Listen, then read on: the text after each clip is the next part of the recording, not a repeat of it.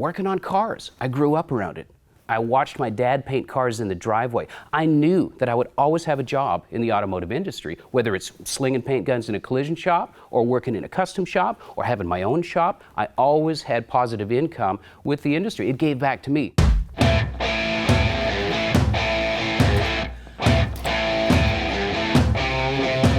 You know, you're rolling the dice with any used engine, and this pull-apart 6-liter had over 200,000 miles on it. Hey, it's dry.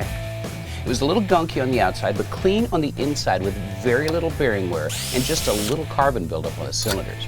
So I made the decision to spend a little bit of coin on it, to have it freshened up, bearing seals, so that there was zero surprises later on. You know, I'm not an engine guy, I'm a paint and body guy, so a bolt-on top end kit is perfect for somebody like me that is going to do basic engine putting back togethering in their own shop. And an LS engine is perfect for that. Combined with the Trick Flow top end kit, it's bolt together stuff, and it's hard to screw it up.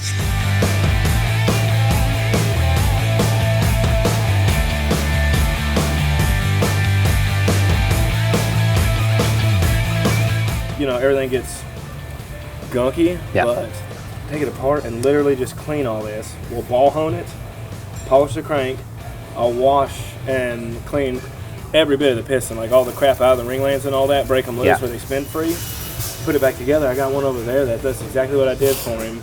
A little cam, some LS3 heads, and he'll be 500 horse. Yeah. I'll have the most problem. We took it up to Johnny B. Even though it's real simple stuff that has to be done, I don't have a ball hone.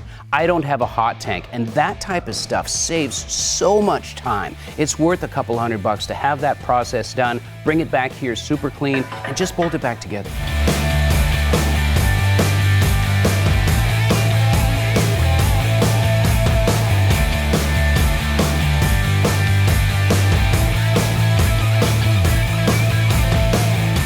Once the Trick Flow heads are on, they're torqued to spec with new bolts because the original ones are one-time use.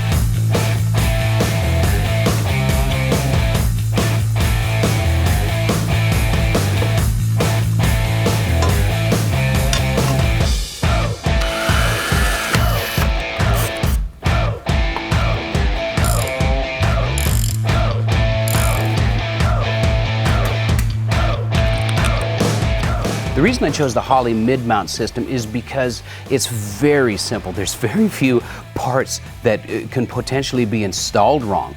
The water pump is the accessory drive in itself.